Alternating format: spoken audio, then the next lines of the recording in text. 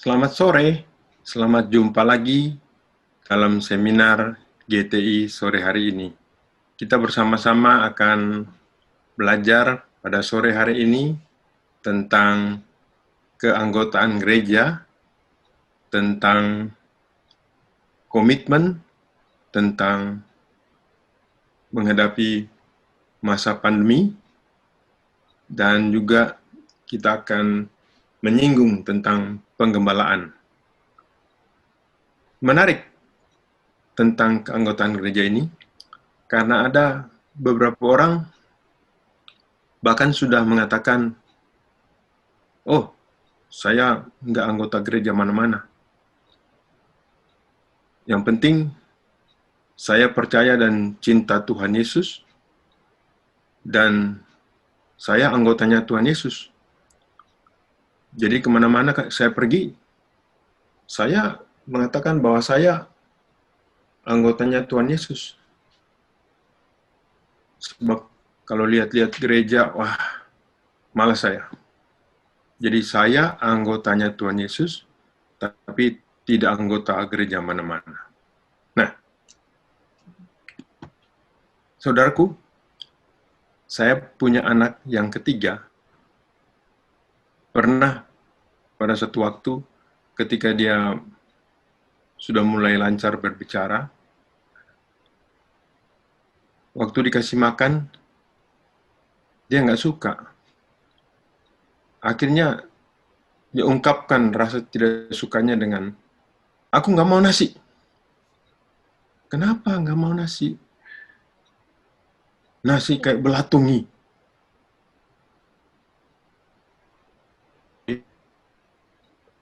Saya hampir menyerah.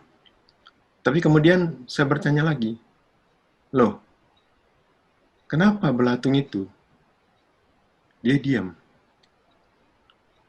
Lalu saya tanya, kamu pernah lihat belatung? Enggak. Loh, jadi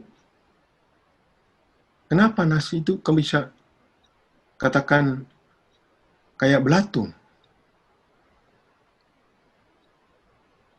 Ketika dia mendengar pertanyaan itu, dia yang berbalik bingung. Rupanya, dia hanya dengar omongan bahwa nasi itu kayak belatung, sehingga dia tidak suka nasi, karena kayak belatung. Tetapi ditanya, kamu tahu tentang belatung? Pernahkah kamu melihat belatung? Dia bilang enggak. Nah, banyak orang belum mengerti apa sebenarnya dan bagaimana menjadi bahkan sebagai anggota gereja, anggota Tuhan Yesus, anggota tubuh Kristus. Karena itu menarik untuk kita bahas. Kita akan bicarakan dulu mengenai gereja. Sebab berbicara tentang keanggotaan gereja, kita sedikit banyak harus tahu juga atau tahu lebih dulu tentang gereja itu. Prinsip apakah itu? Mari kita lihat dalam slide berikut ini. Kita akan berbicara lebih dulu tentang gereja. Nah, kalau kita berbicara tentang gereja, kita akan menemukan prinsip-prinsip abadi. Prinsip-prinsip yang tetap sama. Prinsip-prinsip rencana Tuhan, bahkan apa yang akan berlaku bagi gereja sepanjang zaman, itu semua tidak terpengaruh dengan zaman pandemi, zaman perang, zaman kerusuhan, atau zaman apapun. Dunia situasi bisa berubah, tapi prinsip-prinsip yang abadi tentang gereja yang ditulis dalam Alkitab itu yang tetap akan berlaku. Yang kedua, kita jangan lupa bahwa berbicara tentang gereja pasti dan harus menyinggung masalah keilahian dari gereja. Gereja itu adalah manusia, dunia, dan segala sesuatu yang boleh dikata fana, tetapi di dalam gereja itu ada unsur atau prinsip-prinsip keilahian yang kita harus tahu ketika dia dihubungkan dengan Kristus, dengan julukan tubuh Kristus. Ketika menyinggung gereja itu adalah tubuh Kristus, ada bagian keilahian yang kita harus tahu bahwa itu melekat di dalam gereja. Sebab gereja adalah tubuhnya Kristus. Dan Kristus itu Allah. Sehingga mau tidak mau, kita harus berkenalan dengan prinsip-prinsip keilahian di dalam gereja itu sendiri.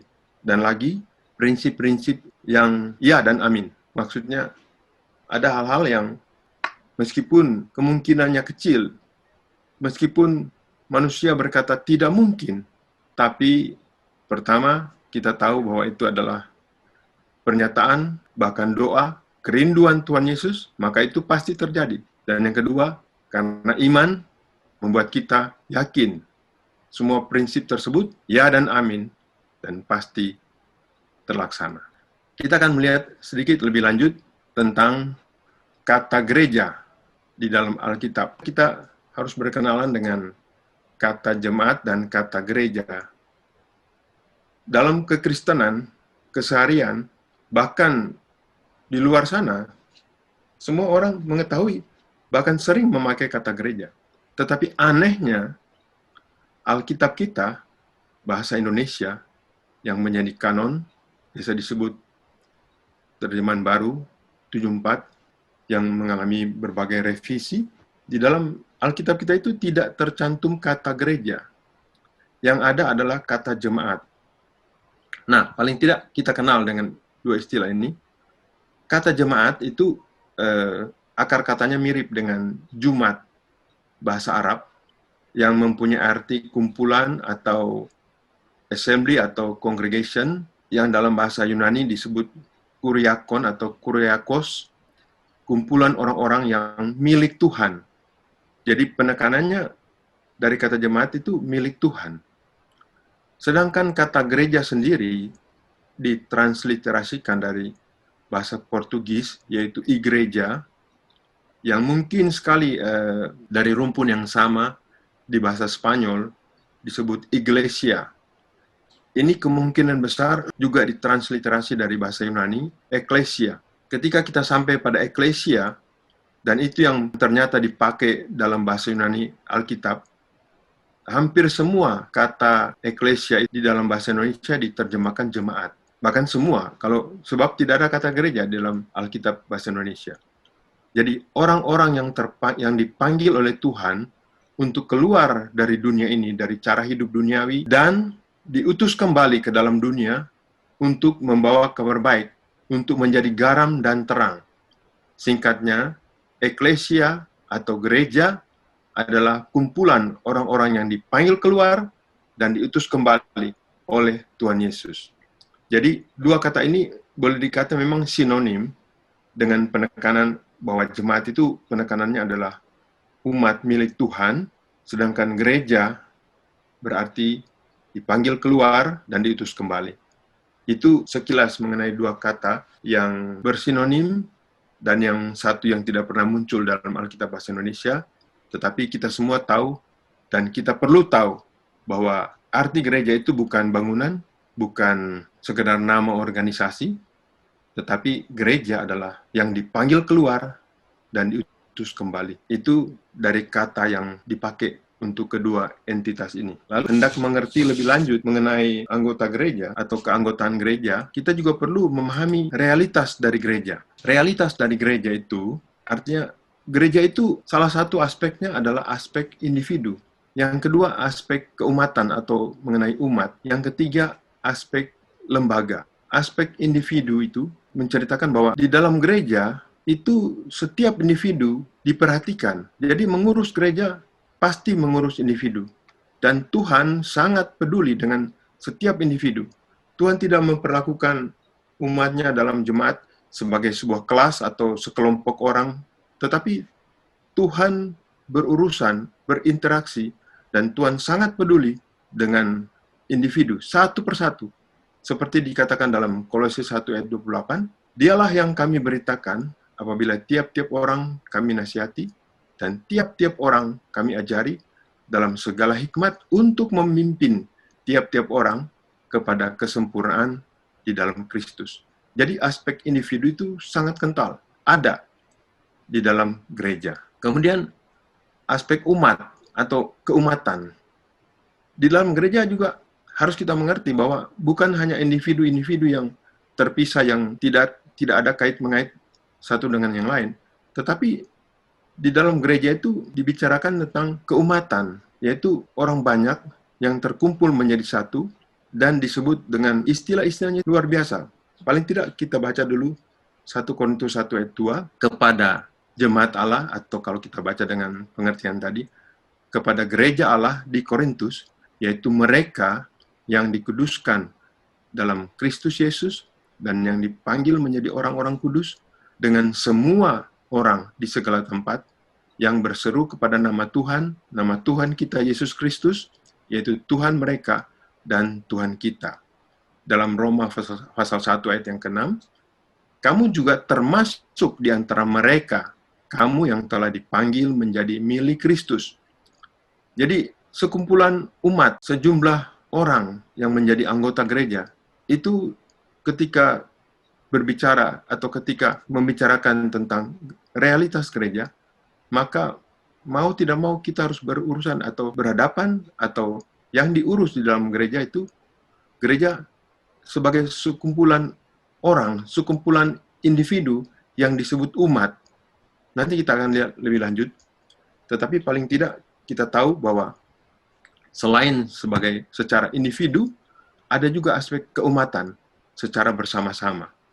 Kemudian dalam lukisan yang lain, di dalam Alkitab dikatakan umat tadi sebagai suatu keluarga, yaitu sebuah bangsa, sebuah keluarga, sebuah sebutannya umat kepunyaan Allah sendiri. Itu disebut dalam 1 Petrus pasal yang kedua, ayat yang ke-9 dan 10. Tetapi kamulah bangsa yang terpilih, imamat rajani, bangsa yang kudus, umat kepunyaan Allah sendiri, supaya kamu memberitakan perbuatan-perbuatan yang besar dari Dia, dan seterusnya. Ayat yang ke-10, kamu yang dahulu bukan umat Allah, tetapi yang sekarang telah menjadi umat-Nya, yang dahulu tidak dikasihani, tetapi yang sekarang telah beroleh belas kasihan. Jadi, yang diurus bukan hanya individu satu persatu, tetapi kebersamaan dan bersama-sama itu merupakan urusan dalam gereja, baik diurus oleh Tuhan, dipedulikan oleh Tuhan, dan semua yang mengurusi gereja pasti berurusan dengan orang yang banyak ini, yang disebut umat Tuhan ini. Yang ketiga, realitas gereja itu adalah adanya aspek kelembagaan. Jadi di dalam gereja itu ada kelembagaan, yaitu kumpulan orang-orang yang tersusun dan teratur rapi, terhubung dengan sendi-sendi yang kokoh, membentuk suatu keteraturan dan pengorganisasian. Maka aspek kelembagaan ini dapat dikatakan aspek organisasi, bahwa orang-orang yang berkumpul di sana bukan seperti yang sering dipakai oleh Pendeta Yusuf PS, Ketua Sinode kita, dengan istilah kentang ulek. Kita bukan menjadi kentang ulek di dalam gereja. Kentang itu semua dihancurkan dan ulek jadi satu, lalu bersatu dalam gereja. Bukan. Kita bergabung atau tergabung dalam sebuah gereja sebagai umat Tuhan, bahkan mempunyai struktur pengorganisasian, ada susunan, ada tugas, ada fungsi masing-masing. Seperti dikatakan dalam Efesus 4 ayat 16, daripadanya lah seluruh tubuh yang rapi tersusun dan diikat menjadi satu oleh pelayanan semua bagiannya, sesuai dengan kadar pekerjaan tiap-tiap anggota, menerima pertumbuhannya dan membangun dirinya di dalam kasih. Jadi, struktur, peran, fungsi, itu ada di dalam gereja. Dan ini bukan masalah organisasi dengan nama ABC yang kita kenal seperti biasa. Jadi realitas gereja yang kita perlu tahu adalah gereja itu terdiri dari orang-orang beriman yang sudah menerima Kristus. Kedua, kumpulan dari orang-orang yang disebut bangsa, keluarga, umat kepunyaan Allah sendiri. Bukan orang-orang yang tidak terkait satu sama lain, tetapi orang-orang yang dengan kuat terikat, bahkan sebagai saudara-saudara kandung. Karena ungkapan 1 Petrus 2 ayat 9 dan 10 bersama ayat-ayat lain semua menunjukkan bahwa kumpulan umat di dalam gereja itu adalah umat yang berasal dari rahim yang sama, rahim Roh Kudus, benih yang sama, dan mempunyai Bapa yang satu, yaitu Allah Bapa. Sehingga tidak berlebihan kalau dikatakan ini adalah saudara-saudara kandung yang paling kandung. Dan yang ketiga adalah kumpulan orang-orang yang tersusun rapi, terhubung dengan sendi-sendi yang kokoh, membentuk suatu keteraturan dan pengorganisasian, yaitu melalui pelayanan masing-masing. Itulah realitas gereja yang kita perlu pahami manakala kita merenungkan mengenai keanggotaan gereja. Kita sampai pada bagian ini, anggota dan keanggotaan gereja. Jadi, menjadi anggota dan semua hal yang berhubungan dengan itu dituliskan dan dicatat dalam Alkitab sebagai anggota-anggota atau organ-organ tubuh pada tubuh manusia. Jadi yang dimaksud dengan anggota itu arti dasarnya atau arti pertamanya adalah organ. Jadi anggota itu berarti organ dari kata yang dipakai. Jadi kata anggota itu yang paling lebih dulu digunakan untuk anggota tubuh. Lupakan semua pengertian kita tentang anggota. Anggota ABRI, anggota DPR, anggota klub, anggota ini dan itu, anggota badan-badan internasional. Itu semua adalah turunan dari pengertian yang pertama ini. Yaitu yang disebut anggota, member dalam bahasa Inggris, mile dalam bahasa Yunani. Itu berarti anggota tubuh. Contohnya seperti tangan, kaki, mata, telinga, dan lain-lain. Itu disebut di dalam Alkitab kita, dalam 1 Korintus 12, ayat yang ke-18, 19, sampai 24, itu menceritakan yang disebut anggota itu sebagai, atau dalam pengertian, anggota-anggota tubuh. Begitu juga kalau kita baca di dalam Roma pasal 12 ayat yang keempat dan 5, dengan jelas dikatakan di sana, arti pengertian anggota itu berarti anggota-anggota tubuh, organ-organ tubuh. Roma 12 ayat yang keempat, sebab sama seperti pada satu tubuh, kita mempunyai banyak anggota, tetapi tidak semua anggota itu mempunyai tugas yang sama. Demikian juga kita, walaupun banyak, adalah satu tubuh di dalam Kristus, tetapi kita masing-masing adalah anggota yang seorang terhadap yang lain. Ini pengertian yang penting, bahwa anggota yang dimaksud adalah seperti tangan, kaki, mata, telinga, dan lain-lain. Itulah arti pertama. Dalam semua kamus, coba saudara lihat, arti pertama dari anggota, kenyataan bahwa organ tubuh, bagaimana dia melekat dengan tubuh itu satu kenyataan yang harus kita pahami, yang harus kita mengerti. Kalau dikatakan, saya anggota gereja di Meruya, berarti saya itu sebenarnya bagian dari gereja di Meruya. Mungkin yang namanya telinga, mungkin yang namanya tangan, mungkin yang namanya kaki. Itu bagian tubuh. Juga lebih lanjut adalah tubuh Kristus.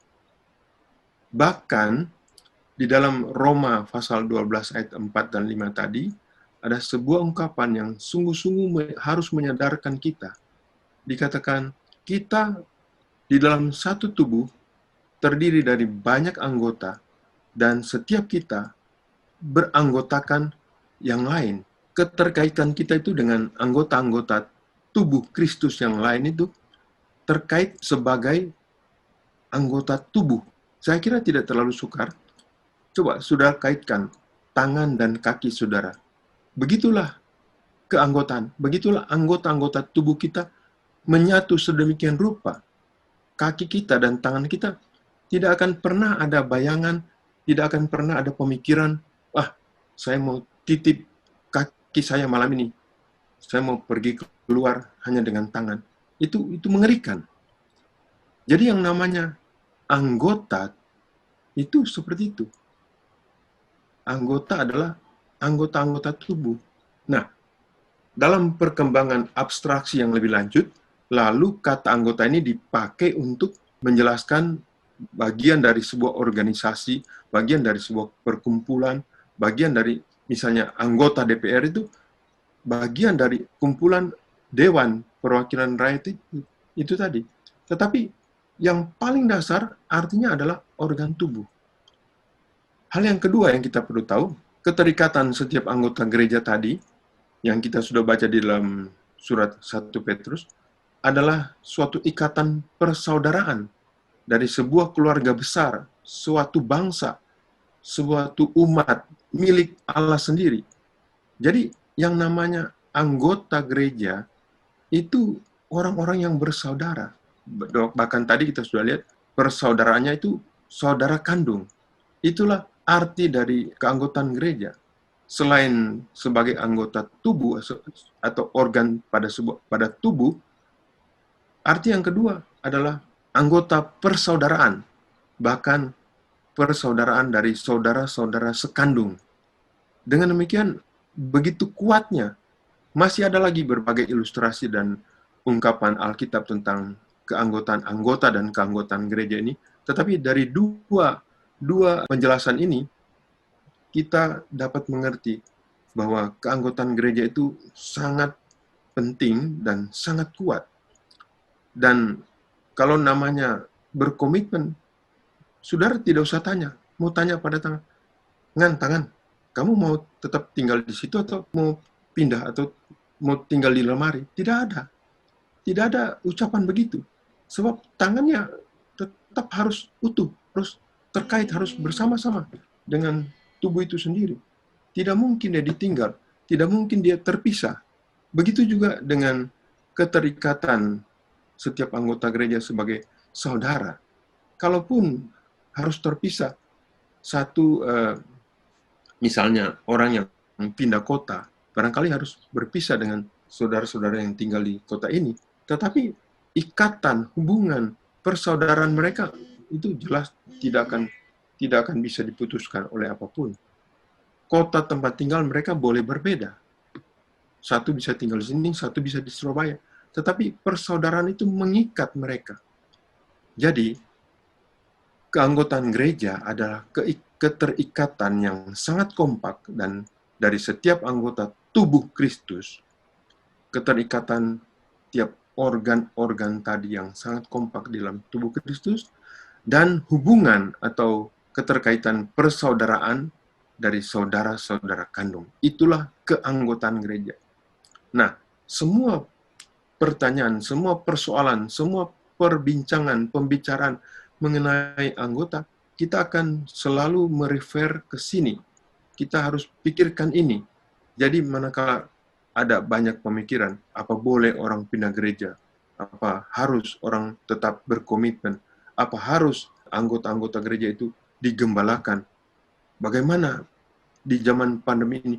Seperti tadi saya sudah katakan, mau zaman apapun yang namanya anggota gereja harus dan pasti dapat perhatian dan pasti diperhatikan. Begitu pula sebagai anggota, biarpun zaman apapun, dia tahu dia bagian dari tubuh. Sehingga tidak mungkin terpisah. Bahkan kita sudah mendengar di zaman perang yang begitu dahsyat, orang yang mengerti, mereka tetap tahu saya anggota tubuh Kristus. Dan dia tetap berkomitmen. Apapun yang dia bisa lakukan, dia tetap pada keputusan komitmen tersebut. Jadi kita melihat itu pengertian anggota atau keanggotaan gereja. Meskipun hari-hari ini barangkali sebagian orang atau sebagian saudara melihat kadang-kadang menilai gereja tempat dia bergabung atau tempat dia berada sebagai anggota jemaat. Di sana mungkin ada pemikiran-pemikiran dan penilaian-penilaian yang barangkali kurang pas, tetapi yang penting kita ketahui saat ini adalah setiap kita harus mengusahakan, membuat, mendorong, mendoakan. Singkatnya, bersama Tuhan Yesus, kita anggota-anggota gereja harus ikut mencipta gereja kita supaya makin cocok, makin disesuaikan dengan firman Tuhan. Misalnya saudara melihat sebuah kekurangan, misalnya kurang penggembalaan, tentu harus diperbaiki.